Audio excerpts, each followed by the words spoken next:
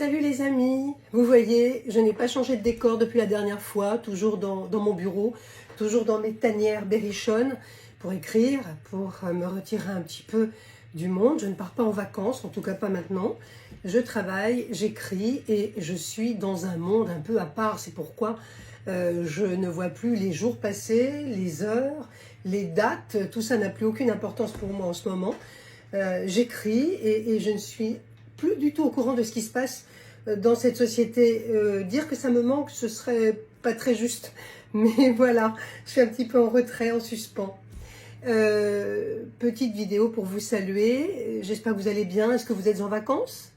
Est-ce que vous travaillez encore, hein? Est-ce que vous n'avez pas de vacances? Est-ce que vous partez plus tard? Enfin bref, quel que soit votre choix, votre décision, ou bien ce que vous devez faire, je vous souhaite de passer en tout cas un bon temps, un temps de repos, parce que c'est nécessaire aussi pour se remettre les idées en place.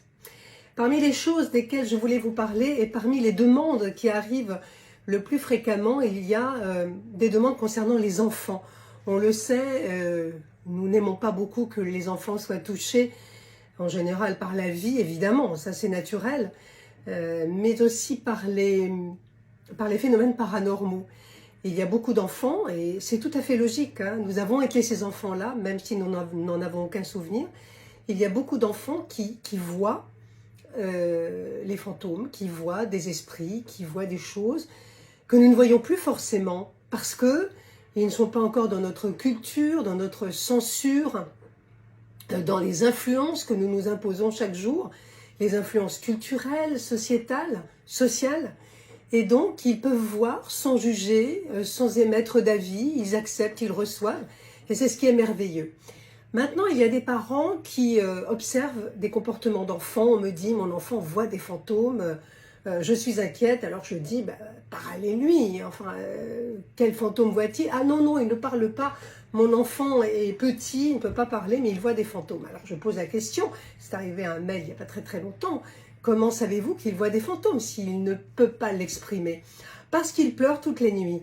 Mais vous savez, je crois qu'avant de conclure qu'il y a des fantômes dans la chambre, il faut pouvoir déjà évacuer, soustraire toutes les causes possibles d'une nuit de pleurs pour un enfant. Il peut y avoir des terreurs nocturnes, des cauchemars, des douleurs physiques, des petites angoisses qui sont nécessaires aussi à la croissance de l'enfant. Vous savez, l'enfant passe par des angoisses, des terreurs nocturnes, des petites peurs qui sont nécessaires à son développement psychique. Donc, n'allez pas trop vite pour conclure qu'il y a des fantômes dans la chambre. Au pire, ou au mieux, faites venir un radiesthésiste. Pourquoi radiesthésiste? Parce que souvent, les médiums qui viennent vont vous dire « je ressens, oui, là, il y a quelque chose », mais personne ne fait rien. Il y en a très peu qui arrivent à nettoyer. Un radiesthésiste, lui, va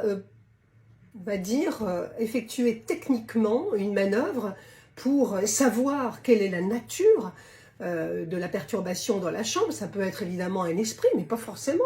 Ça peut être aussi une émanation du sol, ça peut être un réseau, ce qu'on appelle les réseaux, ça peut être électrique, un phénomène électrique, avec un relais qui n'est pas très loin, une implantation électrique, que sais-je encore. Il y a beaucoup de causes probables. Donc, il faut d'abord faire le tour de la question. Vous savez, c'est ce que faisaient les bâtisseurs avant de construire leur cathédrale.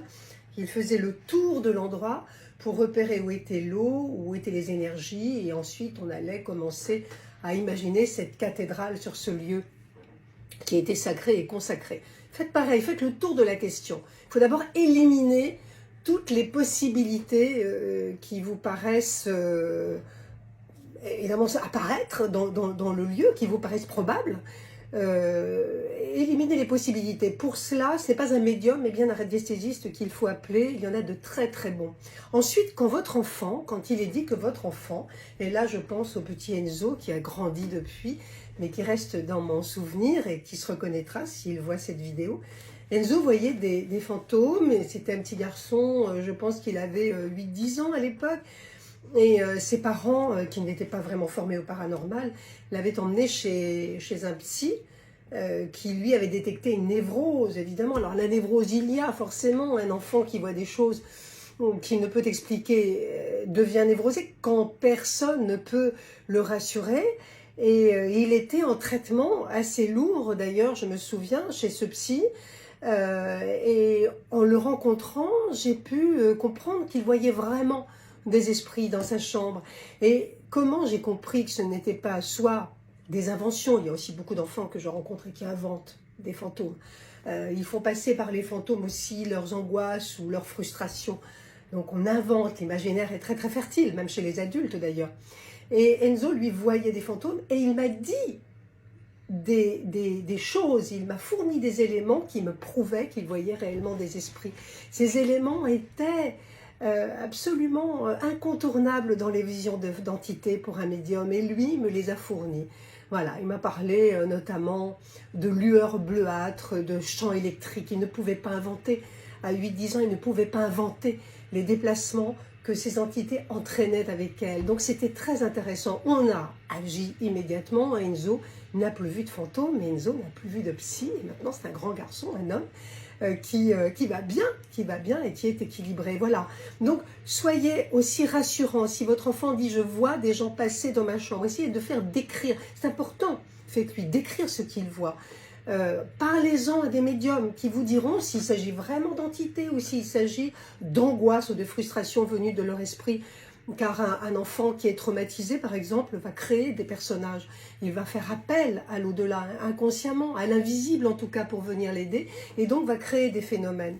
Ça peut être aussi des phénomènes olfactifs, hein, ça peut être des phénomènes visuels, des bruits, des choses un peu surprenantes. Donc, soyez extrêmement vigilants et surtout à l'écoute sans vous précipiter dans la faille de « oui, mon enfant voit des fantômes, mon enfant est médium », enfin j'entends des choses ahurissantes, donc non, on ne se précipite pas, on n'est pas là-dedans, on reste sage, et il faut savoir raison garder, et il faut savoir bien avoir la tête sur les épaules et ne pas devenir un pratiquant de toutes sortes de choses et de toutes croyances confondues, ce qui n'est pas du tout conseillé. Ne vous jetez pas dans toutes les croyances, dans toutes les thérapies.